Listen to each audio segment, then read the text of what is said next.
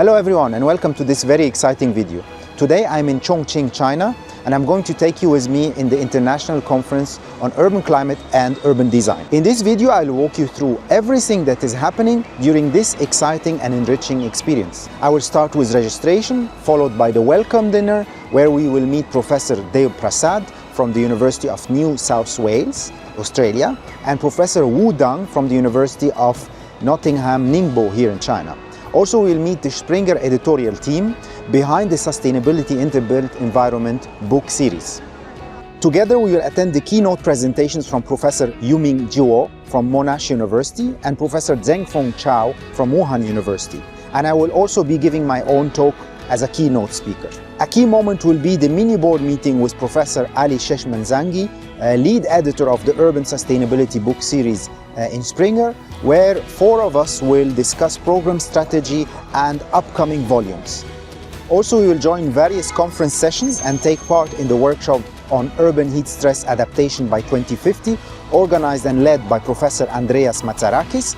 Right away after, we will interview Professor Matsarakis to unpack the workshop's content and some takeaways. We will then join a China-Iran collaboration workshop focused on sustainability in the built environment and the principles of urban design and sustainable architecture. We will also sit with Professor Ali Sheshmanzangi, Queen's University, Australia, and we will interview him on the sustainable urbanism, his research, and academic publishing. Along the way, we'll assist Professor Pingwan Shen in recruiting his PhD students. He is from Tsinghua Shenzhen University, offering a look into the international academic mentorship and collaboration. Finally, we'll wrap up with some personal reflections that I developed during attending this conference on the expectations and the success factors from early career researchers in Europe and China.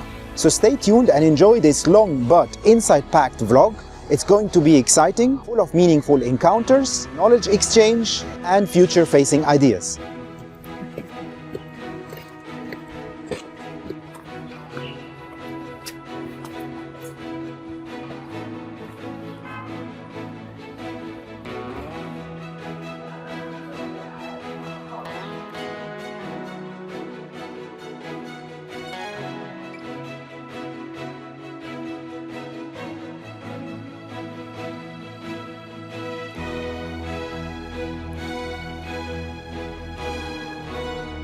Yeah, so on June 1st, we have 12 sessions, and each one have more than 12 speakers to Wow, present. 10 sessions, 12 speakers, so Yeah. it's a marathon. Yes, and also we have each special session of China-Iran. It's like to develop the emerging technologies to address the climate change. Yeah. So climate change is very strongly present in the agenda of the conference.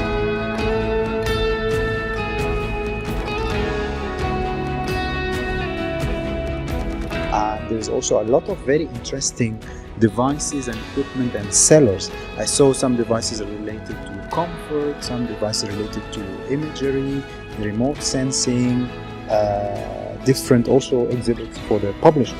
Yes. So what was... So for our purpose, we would like to meet the different requirements of the industry and the journals, and also especially for the researchers. One, we need to translate our knowledge into industry to be involved, to be applied by the industries. And this is we invited so many industries like devices and also materials. And also we have more than 10 sessions for more than 100 PhD and master candidates.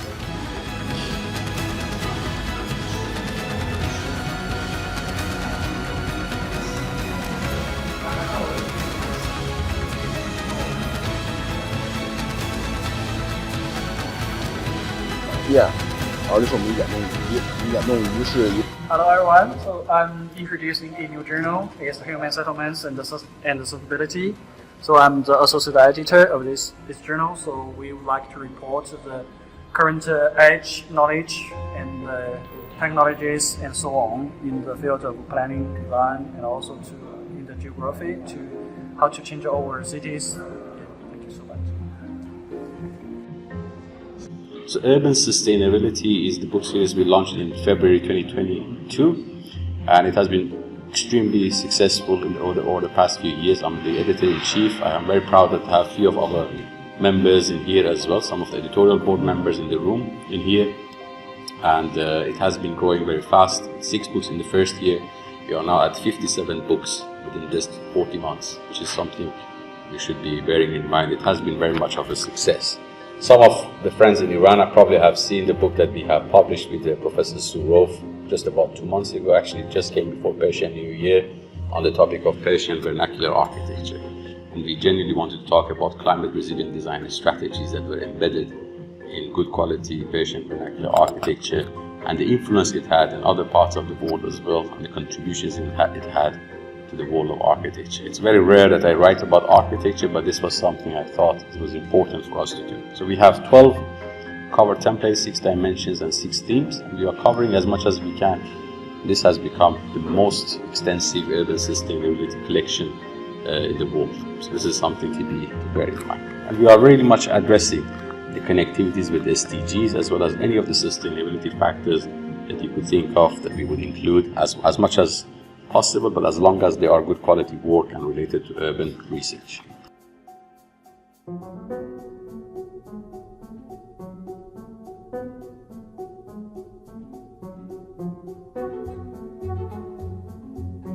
Backing. Okay.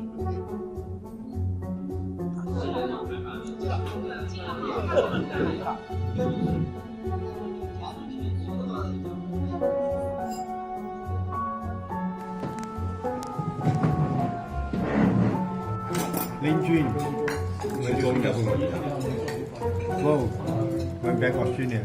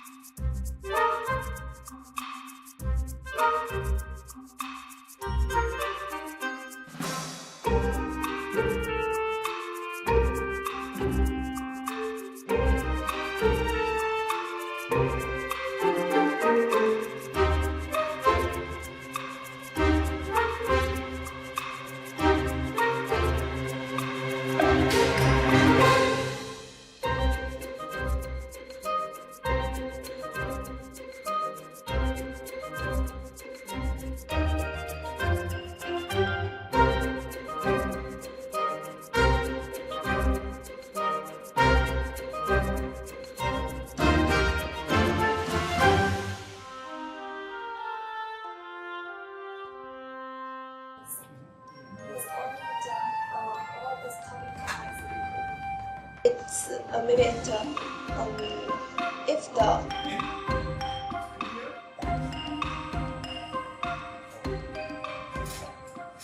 This is fruit, this is watermelon. Any one of us knows the taste, but in different language, we don't know. Can you follow me what I'm saying? It's good here because watermelon is my favorite. 维护原始文化，那你可能来的国家就是更加的原始，所以我觉得讲中国的玉质是最重要的。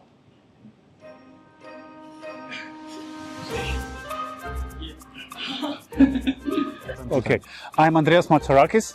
My background is meteorology, and very early in my career, when I was a student, 25 years old, I shifted more to biometeorology because it's application. And this is exactly what I wanted to do in science.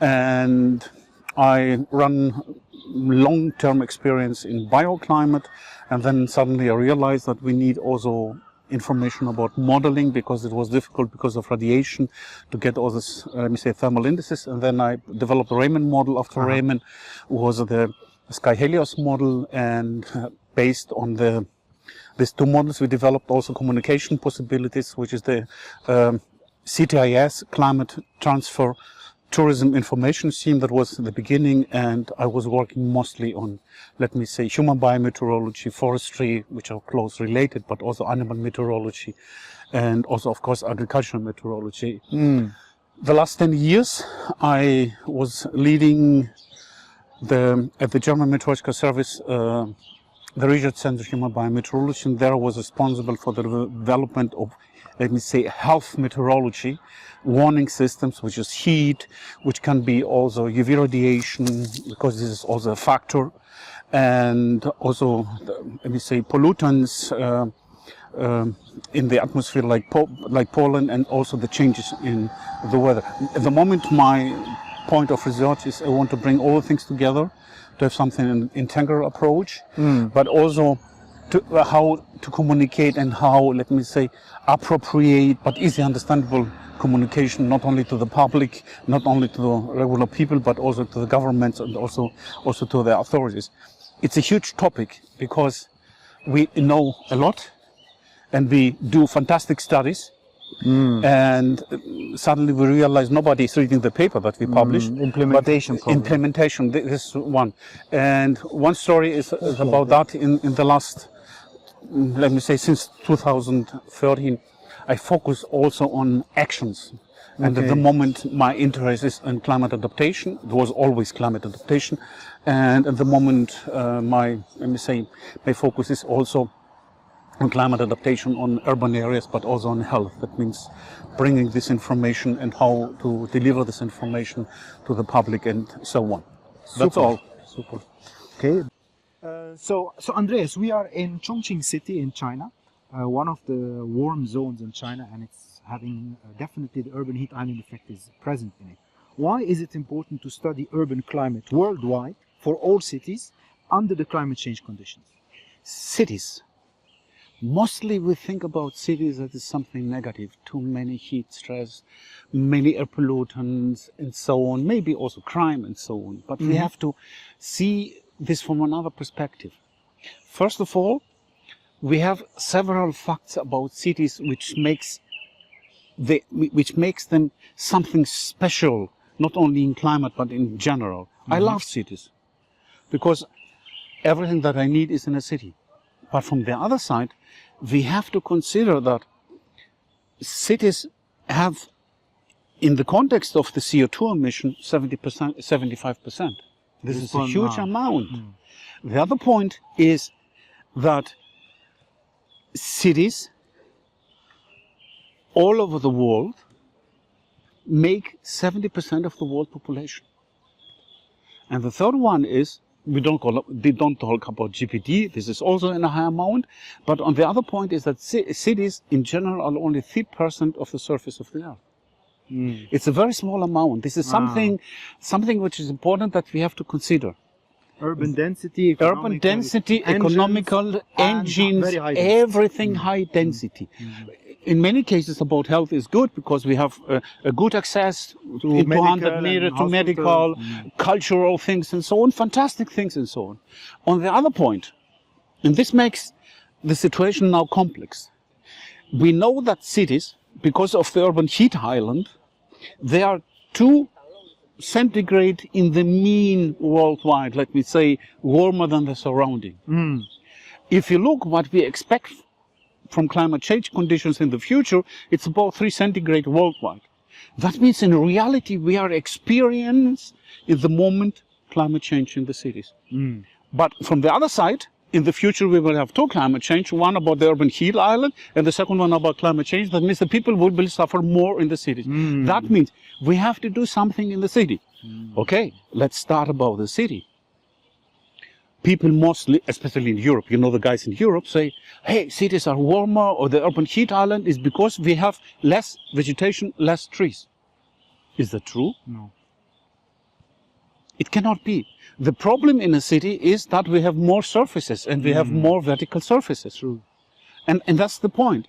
And when we look on these surfaces and we look behind what Tim Oak teaches us 40 years, yes, teach us 40 years ago about the urban heat island, the factors who are affecting the urban heat island is that we have more radiation captured there. The more radiation captured, especially which is connected with the day length, that is the most important. That means the causes during the night is because we have long days, especially. The radiation is captured that, multiple reflection. And the second factor, which is the most important, especially in, let me say, in the mid-latitude cities, is that we have the storage of the heat. Okay, that's fine. Okay, we have in a relation about the anthropogenic emissions in the tropical because of many cooling and so on. This is different. But if you take the cities in Europe, this is the fact. I mentioned the long day. Yes. Yeah. Yeah, I mentioned that the day length, and this is important. We have to consider that in a city is, let me say, embedded in a mesoclimate and a macroclimate.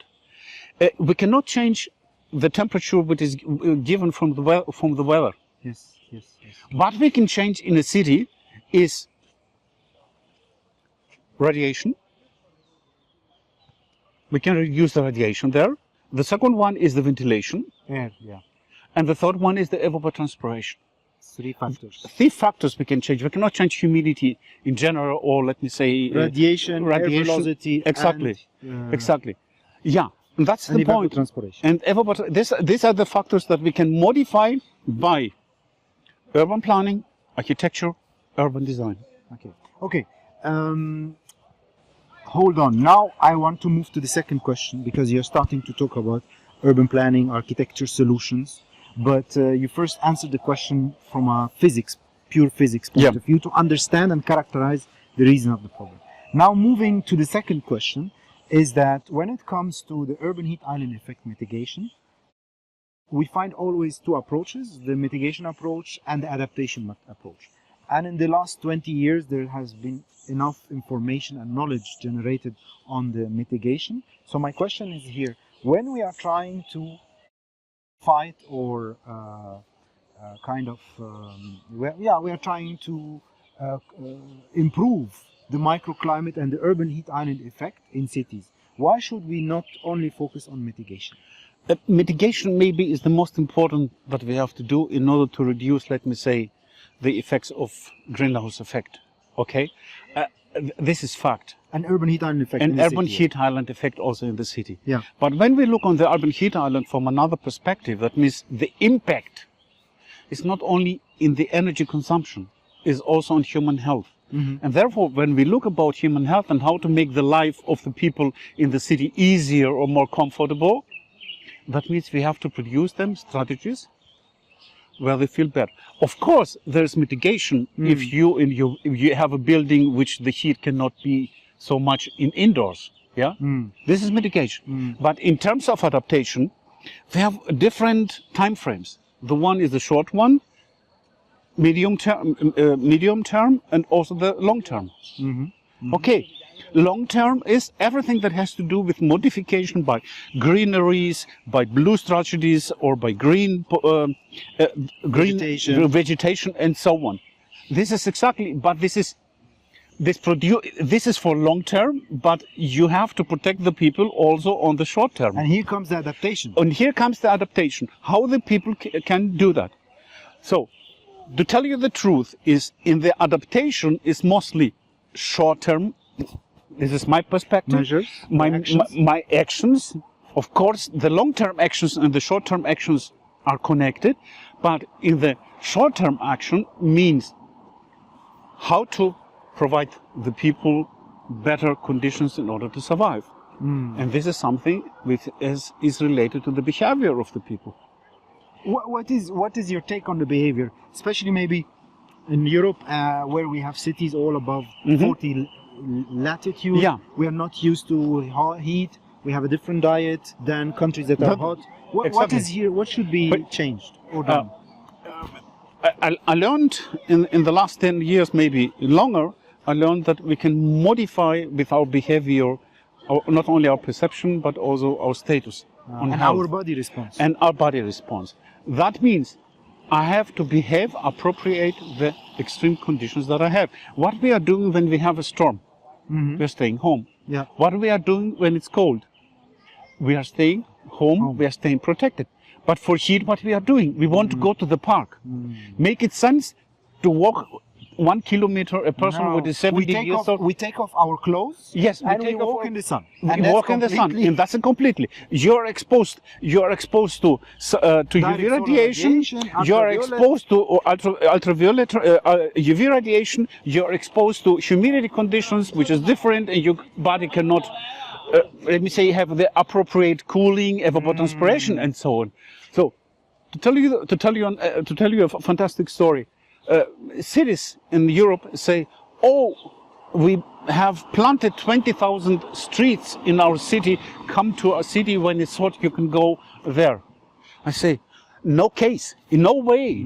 The people have to stay at home because they're exposed. And if you take especially vulnerable groups, maybe it's better to talk about risk groups. Risk groups are elderly people, children, and ill people. Pregnant woman has to be also in this group. The adaptation to heat, let me say, or in general, the adaptation to the environmental conditions is limited. And this brings me also to the question, hey Andreas, why should I care about heat warnings? I know what I have to do during heat. Yes, but about our aunt Erika in the 5th floor with no elevator and suffering. And most probably she has no good internet access to a digital world. She doesn't check her WhatsApp like us, and then she doesn't know what's going on. She's not drinking enough, and suddenly. And also people who are ill have to take medication. The medication during heat is different, and so this is the reason, because we need warning systems, and based on the warning systems to start actions. And this is always under the adaptation measure that you're talking about. Exactly. This is communication, warning systems. Information, warning, how to deal with the heat outdoors, how to deal with the heat indoors. Advices to people to not be doing wrong practices that will end up to a heat stroke. Eating right, drinking more. Yes, I cannot understand people who are going for sports during the heat. Makes no. Therefore, and this is the other point. For me, adaptation starts, let me say, from down. This is so it's first adaptation and then mitigation. In reality, is the same. It's not the same. It's a mixture. It's a mixture. You put them on the same plate. Yes, but the secret for me in adaptation is if you take a measure by your behavior, it's short term. Yeah. You protect yourself. Yeah. The other point is when I release warnings, I have a complex system behind, or a sophisticated system behind. Yeah, and these systems work well because they include the situation during the day, the conditions during the night. They consider urban heat island. They consider, let me say, elderly people. The history, the context, the socioeconomic factors. So, and this is exactly that we focus really on adaptation. And adaptation is also, let me say, you have, of course, mitigation when you plant trees. And you have vegetation, okay? But in reality, both is going together. Yeah. To tell you another story about trees. Trees, how should trees be in the city? Imagine a huge trunk, a fantastic crown, a dense crown, a big crown, and so on. But the problem during the night is that they don't let radiation disappear. True. That means maybe we need something like a tree which during the day has the big crown and then close in the night, which is a good possibility. But we don't have that kind of thing. Not So many. we need to make sure that there is a certain density Exactly. of the crown coverage and its Yeah. distance, so that we don't block Exactly. neither the airflow nor Yeah. the radiation. When we talk about green and blue strategies in the city, which is in reality mostly adaptation, we have to think about optimal configuration of them. Why to have in Not an open just- space? Just not to throw green. And Exactly, that's it. exactly. Yeah. Maybe it's good to have trees every 10 meters depending on the climate. And sometimes it could be counter-effective. So Exactly. over-densification or Over-densification, and this will reduce ventilation, increase of air pollution, maybe also VOCs for the formation of ozone. This is the one point. And the other point is that all these trees, we have to keep in mind that these trees have not only a life in the air but also in the soil. Because we have to care about the trees, and therefore we need a strategy which is really, how we say, embedded in this region, in this specific region, southwest Germany. It's too hot. But if you go to Copenhagen, you need the heat because the wind is so much, and even if the 30 centigrade, the wind is so high. And So therefore, it has to be climate specific, context it has specific. to be. We need climate oriented design and planning, And context is so important. It's not like Yeah. one size fit all, No. and whole Germany, let's say, is something. No, every latitude, every altitude for a city can make a big difference, and the urban configuration can change everything. So it's important to have a kind of specific solution for everything. Exactly. And we don't have to forget that in Europe we have continental climate. We are more on the cold climate. That means every action that we take for the summer We'll fire back in the winter Yes. if we exaggerate. to balance. Analyze cold conditions, comfortable conditions, hot conditions. So when we do an analysis, there has to be an annual, not a Exactly. seasonal. Not a seasonal. Not just say, okay, it's now the cooling season. I need to do a simulation for May, June, July, and that's it. Because it will fire back maybe in December, November. Exactly. and It's not the same, let me say, in other climates, in other conditions, and we have to care about that. And the other point is that we focus on natural-based solutions, and this is the best that we have. But sometimes, maybe, when a tree is planted, it takes about 15 to 17, 18 years in order to provide shade, maybe at that time to have another possibility. So we have to think also about, let me say, pragmatic. You have to we have to be pragmatic. and to see, okay, is this tree already grown up and I will do a transplant, or I will already wait until it grows. Yes, but when I transplant the tree, it has to be a young tree. True. You cannot To transplant to adapt. The other point is, if you have a tree which is 70 years old, one day this tree will not want to exist anymore. True. And so we have to think about, and I think the best or an additional factor is we have to communicate this in easy, understandable way. Communication was your message in the last 2 days. Yes, communication is the message. We have to communicate in an easy, understandable way. And the other point is we have to help the people, and then we provide solutions to them to include them. That means a Participatory co-development. approach. Yeah, exactly. Co-development Co-development and so on. And this is exactly what we need, and I think we benefit many of them. To tell you a story, I am running in several cases something like workshops or coaching for cities or for organizations and so on. And I had a workshop with elderly people. I learned so much from them. The youngest was 81 years old, and they bring me to a next level. That means we have to communicate and we see what is possible. And the other point is, yeah, and the other point is that we need, I want to say, not only the communication, we need also the possibility to make a priority, to give a priority to some measures, especially about heat. Many cities have many things. They are there, but they are afraid in order to implement them and to do that. And I think there we can be very helpful in science, and any one of us, let me say, in architectural design or applied climatology, landscape design, everything, we are in applied sciences. This is the reason because I'm leaving. We are not only fundamental, we are not only modelers, and I think this is important, that it has to be a clear message, simple, understandable. And we need not only one tree when we want a solution, we need also plan B. Yeah. The best is in the solution to have 1, 2, 3 trees, which is appropriate, and then also plan B, because something can be happened. To tell you another story from the place of the old synagogue in Freiburg, where it was constructed, there is many information, many presentations by mine there. We consider everything about radiation, about other factors and so on, what is the effect on shade, on human comfort, but we forgot the wind. There was a strong wind, and one of the trees was damaged. That means we will have always surprises, and we have to be focus also about wind, but also about extreme precipitation, and I think also the combination of these extreme factors. And this is something I think which in the future will not help also science, but also help, let me say, the people in the city, the society. Well, this is a very great end to the little interview we had as part of this conference. Andreas is very approachable. He has an account on LinkedIn. He's available on ResearchGate. You can just send him an email. And also he's an editor of many journals, and he's internationally active. So don't hesitate to contact him. I will let his contacts also in the comments below. And until then, see you in the next video. Thank you. Bye-bye.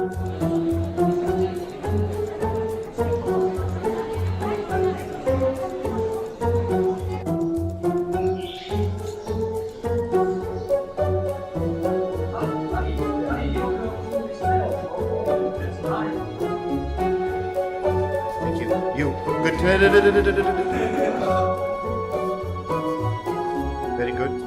Thank you very much.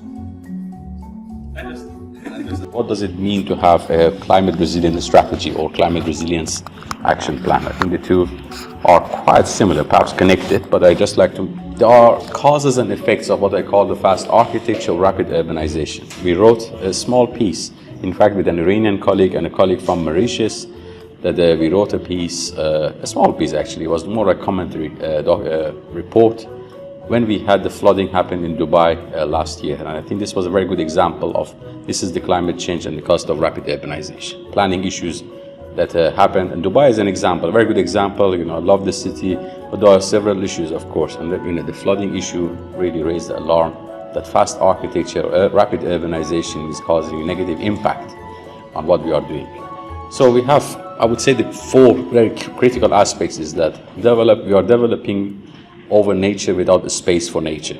And I think this is, if I'm not mistaken, this is a view from Hong Kong, where I will be at tomorrow as well. I'm giving another talk in Hong Kong tomorrow, but it's exactly the issue we have in the city of Hong Kong lacks, especially in the urban areas, in Kowloon district or other urban areas that you have, it lacks greenery and nature. This is a big issue. The cities have grown, developed like that as a model. We are developing cities continuously for cars, not for people. And some very much maybe a genius person said that let's bury some of our essential infrastructure in wrong places, right under the ground. So every time we have any issues, you know, and that is, you can see road construction, road maintenance is always continuous, but actually quite a lot of our services are buried under those, or they are very critical, but they are very buried under the streets and road infrastructure. And before I used to fly over a few cities, I felt that we are going over, you know, an endless cities. But nowadays, every time I fly over any major city, I feel like every city that is now large is almost like an endless city. Before we used to have Mexico City as an example when I was a student, that this was a very sprawled city. But now you fly literally over many of the cities around the globe and you see the same thing. I remember flying over Buenos Aires in Argentina. It was like as if the city never ended. I felt like the Montevideo, I was flying around Montevideo, capital of Uruguay, to to Argentina, and I felt like the whole two cities were connected somehow, because it was just urban areas connected all the way through. And the same applies to cities in China. The same applies when you fly over Tehran. The same applies when you fly over Brisbane. So this is something to bear in mind. It's happening quite a lot. Very perhaps generically, I like to talk about the fact that we have forgotten the concept of good city. I'm summarizing the three eras that we have gone through after World War II, 1950s to 1970s, where we had larger scale development, fast urbanization happened in post-war era.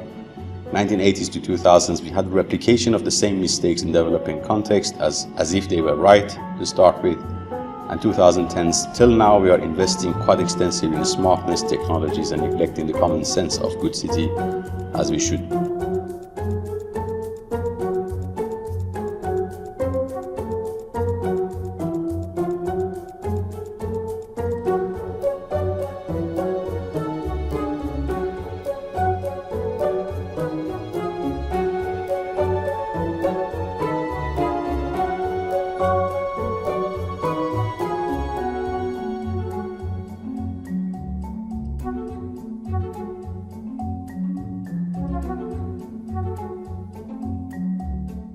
In Brisbane in Australia, and I have been there for the past 14 months.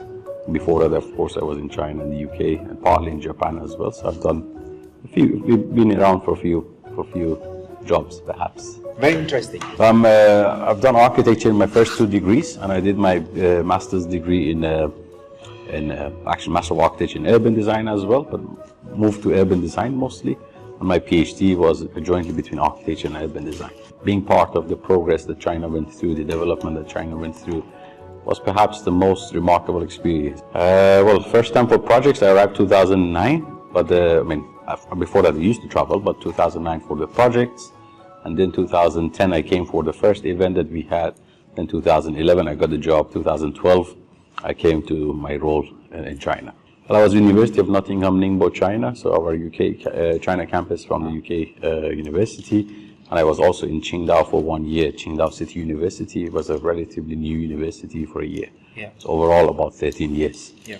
Yeah, well, one of the things I think is remarkable about China, at least from my experience, is that China went through the journey we went through in the European context, let's say in 30 years, that they've done it in 10 years. At least the 10 years I experienced that.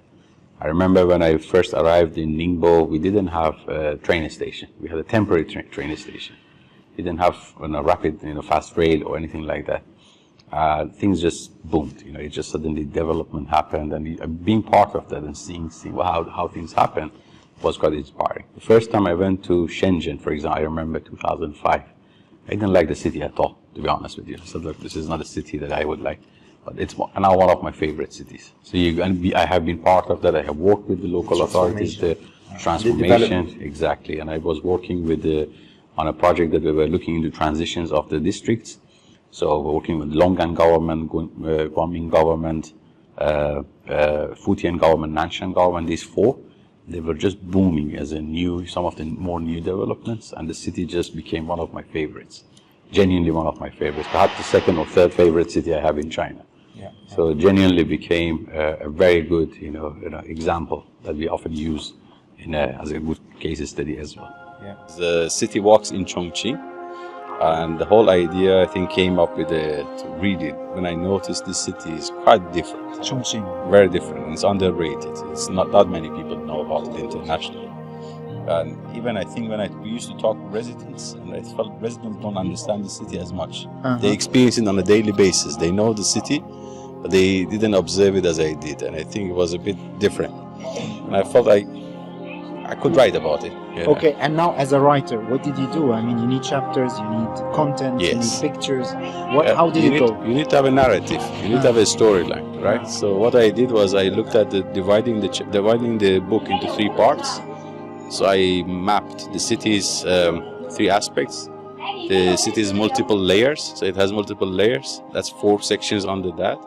The city's multiple identities, it has 4 sections under that, and the city's multiple localities. So I have 4 sections under that. And here you go, you have 12 chapters. Then there are 2 chapters at the beginning, so I have like the storyline first. Then I go into just the general few pages, very small chapter.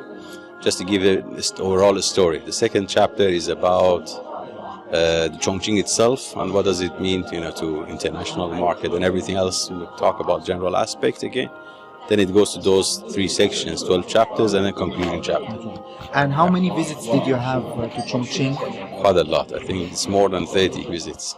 What? More than 30. 30? Yeah, 30. Unbelievable. It's quite a lot of time. So I used to come here very often, and we have collaborated with many parties and many members. Is it the exhibits are mainly illustrations, images, tables, maps? What? What's the most dominant exhibit? Mainly is images, you would Images. say. Yeah, mainly images. Self-made pictures? Self-made pictures. Okay, so you relied a lot on your camera, your own observations? Yeah, that's right. Yeah. Okay. So observe cities, and as an urban designer, urbanist, you observe cities, and I think that's important. And city walks is quite a popular term in China, so I use that as to get into reminding people that, but it's very different to those typical city walks that people have. It's genuinely about experience, the social life, the values. And I have one message in the sentence, or on the introduction, I said that when you do city walks, the city talks. So in a way, as you go into the relationship with the city has that dialogue with you. So I believe cities are some sort of live entities, and it becomes alive, and you have that communication with city as you go around, if you observe it, if you experience it. So I think it was a good collection. Cool. So for people who want to buy the book, Yeah. they just can find it electronically on Yep. Springer website, Yep. or just order it for a hard Or Amazon or or anywhere, Amazon. yes. Yeah. 650 or 700 pages. And it was edited book. And I was going to submit it to one book series at that time. And then I remember we had a discussion. We talked with Lydia in particular, a friend of mine that you met yesterday as well. And we said, why don't we have our own book series? And then I applied for a small book series in a small exclusive collection. I thought 12 books within 4 years, and that's it. We closed it within that. Springer liked the idea of book series, but didn't like the idea of having only exclusive 12 books within 4 years. And I had all the titles lined up, and I had an idea that how we can contribute more effectively to deep knowledge creation and research. This led into this agreement of having it exclusive, and we had it open. And I'm very glad we did, because it has been relatively successful. We started with 6 books in the first year, and now we are only 40 months old as a book series. And now we have 57 books, either published or publishing. So they're all very successful. Yes, it has been quite successful in that regard. Yeah. We've been working quite extensively on, I think the main reason we work extensively on it is because we are passionate about adding value to the current knowledge and creating new knowledge, contributing to our field. We don't get any money in that regard. We don't get acknowledgement of that regard. It's not the metrics, and I just want to make sure that we don't tick boxes to just go with metrics. It's just absolutely against all the metrics we use in academia, but we are creating, and I'm very passionate about it as well. We are all very passionate to make sure we contribute effectively and positively, to genuinely contribute to our field, rather than just, we have a paper published or citations, etc. To make sure that we are providing good quality work, and that's one of the reasons we are doing it. Thank you, Ali. And then one last final question. It's your last final shout out. I like to promote the book series. I think that's very important for us. I like to make sure we have more international submissions. Who are you targeting? I'm targeting all the younger academics in particular, because universities worldwide, because universities are telling them not to write books, and I have seen so many people that they go that path of don't write books or don't have chapters, they don't count, don't edit a book. I remember one of my line managers told me, "You are editing books, we don't count them." And my answer at that time was, I'm not writing because they are counting into anything. I'm just writing them because I'm contributing to the field, and I'm bringing people together, and we want to make sure we can mold good ideas and good knowledge creation. That to me is very important. I hope people could follow it.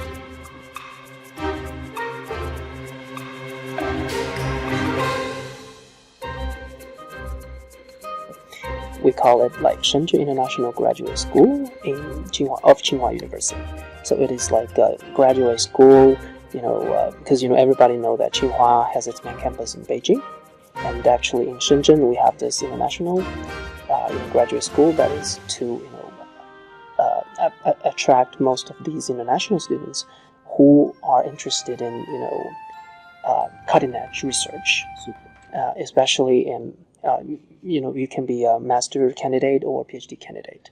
So what I'm working on is like urban climate and solar powered buildings and the green building technology, and also building simulation stuff, because it's the method and that supports all these domains. So I got a PhD from University of Pennsylvania, Department of Architecture. So I think I am going to be really interested in taking students who have the passion in urban climate related research, and also to investigate or interrogate the question how urban climate change coupled with the global climate change is going to impact our the health of the residents in the city, as well as the energy efficiency of buildings. For example, 1 year ahead, you will have sufficient time to apply for different levels of scholarship. Like the first level is country level, Chinese government. The second level is the local government, like Shenzhen government. And also we have like institute level scholarship. So once you get like two or one of, especially the Chinese government funding opportunity, you will have enough stipend to cover your living expense. So there's one more thing, is that the accommodation and the living expense in China, in Shenzhen, is pretty affordable compared to Other Western developed countries. So you need to pass like a candidacy, just like all the universities, and you need to have the dissertation proposal, and then you go for your research. There's one thing that you have to take the class like for about 1 year, and then you will be on your own together with me to in your research topic. So usually, so you will have 3 years to finish your PhD thesis. Of course, the term can be extended. Usually 1 or 2 years. And the best way is to start 1 year before the arrival date. Usually it'll be like 1 year ahead, and you will have enough time to apply for all the funding opportunities. Because maybe like if you do it like half a year ahead, you will have opportunities only like two more opportunities being wasted. Okay. So now I am in the system. I'm studying for a year, and what's happened next? So you're gonna have your dissertation proposal opportunity, and if you pass that, you will be on a journey of your PhD thesis, and then it's the PhD thesis defense. I don't. Is there any other milestone before the PhD defense? Not much. Actually, no examination after 1 year or 2 years? No. You will have annual evaluations. High quality, and I think that once you have published 3 journal paper, you will be qualified for your PhD defense in Tsinghua University. During the 3 years, you need to organize a committee. Yeah. So follow-up committee. Yeah, it's a follow-up committee. And I think the dissertation can be written in English, and we also recommend that. Yeah, yeah. Regarding recognition, is this PhD after recognized? Yes, yeah, definitely. It's going to be recognized worldwide, and the certificate, your degree certificate, is actually going to be issued by Tsinghua University in Beijing. Yeah, yeah. Thank you very much. Thank you. What's different for researchers in China versus Europe? Well, in China, research teams are often large and work across a wide range of topics, reflecting strong institutional support. In contrast, European research groups tend to be smaller and more specialized. The second difference is about competing for funding. In China, competing for funding is much more tough because larger number of population, less places, and compared to Europe, I see here that finding funding and the competition overall is much higher, especially for early career researchers. And what's here very important in China, that early career researchers, they must build up a national network of experts to be recognized nationally in order to influence reviewers that might or potentially select their proposal during funding calls. In Europe, this is similar in a way, and still you find these closed gates for reviewers. You never know who they are, you never know how to talk to them. Sometimes they are politicized strongly, and it's tough also in Europe to get a national fund unless you are kind of connected or you have a network. But I consider it still, compared to China, much easier and more focused on your output or on the content itself, and networking is not so big like here done in China. Third point, I found it a difference between scientists in China and Belgium is the administrative load. In China, I can confirm that the bureaucratic and the paperwork is much heavier than in Europe overall, including Southern European countries. I know it's very heavy, but in China it's much, much heavier. And this is also a big difference, paperwork, applications, confirmation, and so on. The fourth difference is that in China, you need to find your niche not only on the international level, but on the national level. And imagine now, if you want to recognize you need to be recognized. It's really difficult here in China, because if you already recognize internationally, but somebody nationally is doing that, and those groups, for example, are not working on an international level, still you have to find your niche. So different than Europe is just the world, and from there you find your niche. China actually shows that there is a double world we are living in. It is the China and the rest of the world, and as Chinese researcher, they need to make sure that they are fitting in both worlds and they have their own niche area. Number 5 is that the academic world overall here is very competitive, and academics can be easier get burned out compared to Europe, because at the end in Europe you have kind of minimum requirement. If you will do, you're fine. In China, it's always more, bigger, larger, faster, and it never stops, never ends. And I think it's an issue here is to work as an academic where to find your limit, because the country is booming and there's a lot of opportunities, but at the same time, the work-life balance requires a kind of management and making difficult choices. So I see it here still different compared to Europe, and more competitive in general when I compare the lifestyle. Point number 6 is that in China there is a big pressure to publish in high impact journals, and the culture in academia is to publish, while in Europe maybe publication is part of your promotion or part of your work. You have other areas to excel in and to contribute, while China has seriously, they are using the H-index as the main way to evaluate you and judge or assess their academics. Those are the 6 differences I found so far, and they require that early career researchers who are starting or willing to work in China, they need to really establish their network in this country here, and to be from the beginning publication driven, even though they have an international network.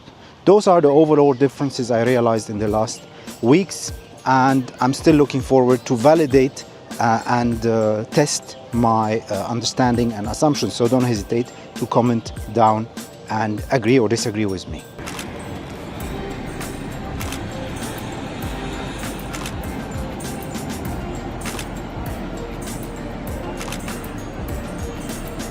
Finally, we are coming to an end of this video. I would like to thank Professor Bao Jikhe, Ali Sheikh Menzangi, as well as the local team here in Chongqing for coordinating an efficient and productive exchange, and the colleagues and partners who contributed to thoughtful discussions. Your input added real value, and I understand now much better about the situation in China regarding urban climate and climate change. Until our next conference, let's continue sharing knowledge and strengthening our connection.